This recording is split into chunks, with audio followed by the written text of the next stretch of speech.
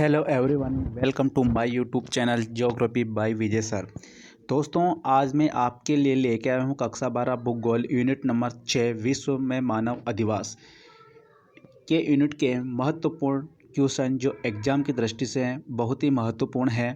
दोस्तों, इन क्वेश्चनों में से एक भी क्वेश्चन आपके बाहर नहीं जाएगा इस यूनिट में से। तो देख लेते हैं अपने यहाँ पर। फर्स्ट क्वेश्चन रहेगा अपना, मानव अधिवास के अनेक रूप हैं, निम्न में से आप किसे मानव अधिवास नहीं मानते हैं। ऑप्शन की बात की जाए यहाँ पर मकान, नगर, गांव और गलियां। तो दोस्तों, यहाँ से अपना ऑप्शन डी सही हो जाएगा। गलियों को क्या नहीं माना जाता है, मानव अधिवास नहीं माना जाता है। सेकंड क्वेश्चन है, एग्जाम की दृष्टि से वेरी इंपॉर्टेंट क्वेश्चन है दोस्तों। बुशमैन जनजाति के लोग निम्न में से किस प्रकार के अधिवास बनाते हैं। दोस्तों, जो बुशमैन जनजाति है, इस बुशमैन जनजाति की अगर बात की जाए, अधिवास के रूप में बात की जाए, तो जनजातियों के जो अधिवास होते हैं ये अस्थायी अधिवास होते हैं। कौन से अधिवास होते हैं? अस्थायी अधिवास होते हैं। तो यहाँ से अपना ऑप्शन अ सही हो जाएगा, a option. Question number third है दोस्तों अपना यहाँ पर, पंपाज व प्रेरी घास के प्रदेशों में किस प्रकार के अधिवास बनाए जाते हैं। तो देखिए दोस्तों, पंपाज की बात करेंगे, प्रेरी बात करेंगे, तो ये क्या है, घास के मैदान होते हैं। और इन जो घास के मैदान हैं, इन घास के मैदानों में अधिवास की बात की जाए कि इन मैदानों में किस प्रकार के अधिवास होते हैं, तो दोस्तों इनके अंतर्गत प्रकीर्ण अधिवास पाए जाते हैं। किस प्रकार के अधिवास पाए जाते हैं? प्रकीर्ण अधिवास पाए जाते हैं। तो यहाँ से अपना सी ऑप्शन सही हो जाएगा। नेक्स्ट क्वेश्चन की बात करेंगे अपने क्वेश्चन नंबर 4। क्वेश्चन नंबर 4 अपने यहाँ पर, ग्रामीण क्षेत्रों में रेल मार्गों के सहारे बस्ती का विकास किस अधिवास प्रतिरूप में है। तो देखिए दोस्तों, ग्रामीण क्षेत्रों की बात की जाए और ग्रामीण क्षेत्रों में भी रेल मार्ग, जो रेल की पटरियाँ होती हैं, इनके जो आसपास की जो अधिवास होते हैं, इनके सहारे जो बस्तियाँ विकसित होती हैं, उन बस्तियों को रेखीय प्रतिरूप के नाम से जाना जाता है। किस प्रतिरूप के नाम से जाना जाता है दोस्तों? रेखीय प्रतिरूप के नाम से जाना जाता है। तो यहाँ से अपना बी ऑप्शन सही हो जाएगा। नेक्स्ट क्वेश्चन है, भारत में महानगर की जनसंख्या का आकार है। भारत में महानगर की जनसंख्या का आकार है। तो देखिए दोस्तों, क्वेश्चन नंबर 5 की बात करेंगे, तो यहाँ पर इसका राइट आंसर हो जाएगा बी, 10 लाख से अधिक। नेक्स्ट क्वेश्चन अपने यहाँ पर, भारत में मेगापोलिस नगर श्रेणी में शामिल नहीं है। तो देखिए दोस्तों, यहाँ पर अपने को 4 नगर दे रखे हैं, कोलकाता, दिल्ली, चेन्नई और जयपुर। इनमें से अपने यहाँ पर बात करेंगे मेगापोलिस की श्रेणी में कौन सा नगर नहीं आता है, तो दोस्तों जयपुर नहीं आता है। यहाँ से अपना आंसर हो जाएगा सी। नेक्स्ट क्वेश्चन अपने यहाँ पर क्वेश्चन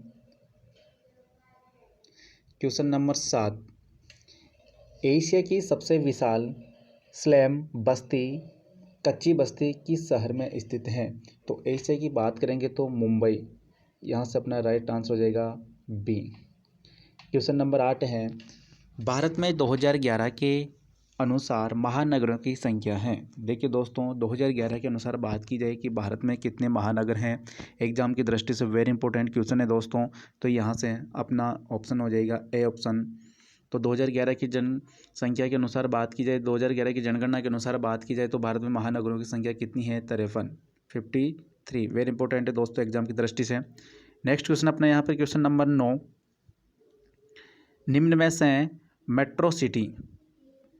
मेट्रो सिटी है। ऑप्शन जोधपुर, बीकानेर, पुष्कर और चेन्नई। तो क्वेश्चन 9 के अंतर्गत आ जाएगा अपना यहाँ पर जोधपुर। क्वेश्चन 9 के अंतर्गत आ जाएगा जोधपुर। नेक्स्ट क्वेश्चन अपना यहाँ पर क्वेश्चन नंबर 10, कच्ची बस्ती की मुख्य समस्या है। तो देखिए दोस्तों, कच्ची बस्तियों की समस्या की बात की जाए तो सड़कों का अभाव भी इनकी समस्या मानी जाती है, अत्यधिक भीड़ भाड़ की इनकी समस्या होती है, शौचालयों का अभाव भी इनकी समस्या होती है। तो यहाँ से आंसर हो जाएगा अपना डी, उपयुक्त सभी। नेक्स्ट क्वेश्चन है दोस्तों अपना यहाँ पर, अन्नाकार प्रतिरूप का उदाहरण है। अन्नाकार प्रतिरूप के उदाहरण की बात की जाए यहाँ पर, तो यहाँ से अपना राइट आंसर हो जाएगा राजस्थान के 12 जिले का लिसाड़ी गांव। अन्नाकार प्रतिरूप की बात की जाए तो 12 जिले का कौन सा गांव है? लिसाड़ी। नेक्स्ट क्वेश्चन अपना क्वेश्चन नंबर 12, उच्च घनत्व एक प्रमुख विशेषता है। तो देखिए, उच्च घनत्व कहाँ पर पाया जाता है? नगरीय अधिवास की विशेषता है। क्वेश्चन नंबर 13 की बात करेंगे अपन दोस्तों। यहाँ पर ग्रामीण अधिवास के प्रतिरूप निर्धारित किए जाते हैं। जो ग्रामीण अधिवास हैं, ग्रामीण अधिवास की बात की जाएगी, इनके निर्धारण का पैरामीटर क्या है? तो दोस्तों यहाँ पर अपन बात करेंगे क्वेश्चन नंबर 13 के अंतर्गत आकृति के आधार पर। किस आधार पर? आकृति के आधार पर इनका निर्धारण किया जाता है। नेक्स्ट क्वेश्चन अपना यहाँ पर क्वेश्चन नंबर 14।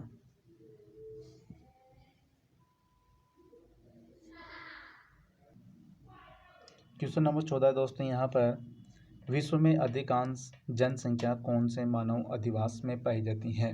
तो देखिए यहाँ पर जनसंख्या की बात की जाए तो कहाँ पर पाई जाती है दोस्तों? क्वेश्चन नंबर 14 के अंतर्गत बात की जाए तो क्वेश्चन नंबर 14 का आंसर हो जाएगा अपने यहाँ पर ग्रामीण। कौन सी? ग्रामीण जनसंख्या। इसके बाद बात करेंगे अपन यहाँ पर क्वेश्चन नंबर 15।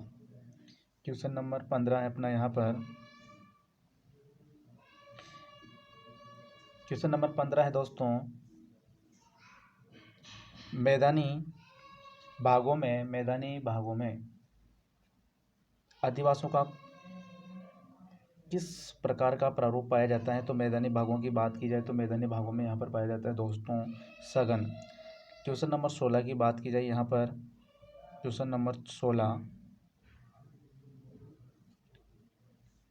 यदि किसी क्षेत्र में दो मुख्य सड़क मार्ग एक क्रॉस रोड अर्थात चौराहे का निर्माण करते हैं तो वहाँ पर बसने वाली बस्ती को या बस्ती का रूप होगा? तो दोस्तों वहाँ पर बस्ती के रूप की बात की जाए तो वहाँ पर बस्ती का रूप होगा चौक पट्टी। सी ऑप्शन सही हो जाएगा। और क्वेश्चन नंबर 17 की बात की जाए यहाँ पर तो किसी झील के किनारे विकसित अधिवास, जो झील होती हैं इस झील के किनारे जो अधिवास विकसित होते हैं दोस्तों वो वृत्ताकार अधिवास विकसित होते हैं। किस प्रकार के वृत्ताकार अधिरूप विकसित होते हैं? नेक्स्ट क्वेश्चन की बात करेंगे अपन यहाँ पर। नेक्स्ट क्वेश्चन है क्वेश्चन नंबर 18, जयपुर जिले का बरवाड़ा गांव उदाहरण है। तो देखिए दोस्तों जयपुर जिले के बरवाड़ा गांव की बात की जाए तो रेखीय प्रतिरूप का उदाहरण माना जाता है। आगे बात करेंगे नेक्स्ट क्वेश्चन के अपने यहाँ पर रिक्त स्थानों की पूर्ति वाले क्वेश्चन है दोस्तों। यहाँ पर एग्जाम की दृष्टि से इंपॉर्टेंट क्वेश्चन है, मानव निवास की मूलभूत इकाई। देखिए मानव निवास की मूलभूत इकाई क्या है? मकान। तो यहाँ पर क्या जाएगा? मकान। नेक्स्ट क्वेश्चन अपना यहाँ पर नेक्स्ट क्वेश्चन की बात की जाए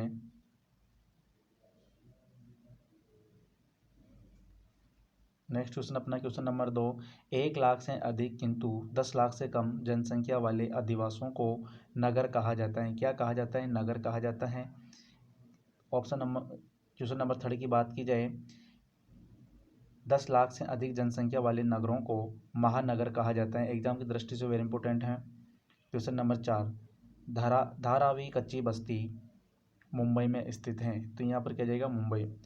क्वेश्चन नंबर 5 है, राजस्थान के कोटा जिले के सांगोद तहसील के खुर्द गांव में मिश्रित ग्रामीण अधिवास पाया जाता है। तो यहाँ पर क्या जाएगा दोस्तों? खुर्द गांव। नेक्स्ट क्वेश्चन है क्वेश्चन नंबर 6, धारावी बस्ती में भीड़ भाड़, पतली सगड़ी व घुमावदार गलियों के कारण तिपहिया वाहनों का प्रवेश वर्जित है। कौन से? तिपहिया वाहनों का प्रवेश वर्जित है। क्वेश्चन नंबर 7, धारावी कच्ची बस्ती को गुजरात के कुंभारों ने बसाया था। वेरी इंपॉर्टेंट क्वेश्चन है दोस्तों एग्जाम की दृष्टि से। सहनगर शब्द का प्रयोग 1915 में पैट्रिक गिडिज ने किया था। किसने किया था? पैट्रिक गिडिज ने किया था। और क्वेश्चन नंबर 9, वृद्धनगर शब्द का प्रयोग सन 1857 में जीन गॉटमैन ने किया था। किसने किया था? जीन गॉटमैन ने किया था। अब देखिए दोस्तों यहाँ पर बात करेंगे अपन इस यूनिट से, इस यूनिट के जो अति लघुत्रात्मक क्वेश्चन है जो एग्जाम की दृष्टि से इंपॉर्टेंट उनकी बात करेंगे। तो वृहदनगर किसे कहते हैं? माध्यमिक शिक्षा बोर्ड 2020 के अंतर्गत पिछले एग्जाम में यहाँ से क्वेश्चन पूछा गया है। तो यहाँ से अपना क्वेश्चन है कि वृहदनगर किसे कहते हैं? तो अत्यंत बड़े नगर जिनकी जनसंख्या 50 लाख से अधिक हो उनको किस नाम से जाना जाता है दोस्तों?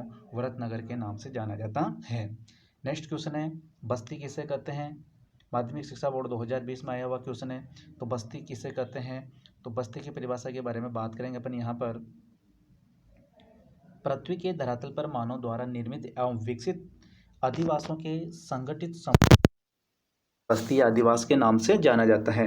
क्वेश्चन नंबर 3 अपना, ग्रामीण क्षेत्रों में नदी तट पर प्राय किस प्रकार के अधिवास प्रतिरूप विकसित होते हैं? तो देखिए नदी किनारों की बात की जाए तो यहाँ पर किस प्रकार के प्रतिरूप होते हैं? रेखीय प्रतिरूप विकसित होते हैं। नेक्स्ट क्वेश्चन की बात करेंगे अपन यहाँ पर, महानगर और वृहदनगर में अंतर।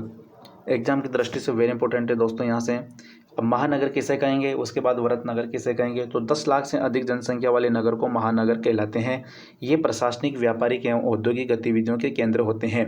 जबकि वृहत नगर की बात की जाए तो 50 लाख से भी अधिक इनकी जनसंख्या होती है। और उदाहरण की बात करें जैसे बीजिंग, मुंबई और कलकत्ता इनके उदाहरण माने जाते हैं। नेक्स्ट क्वेश्चन है दोस्तों अपना यहाँ पर,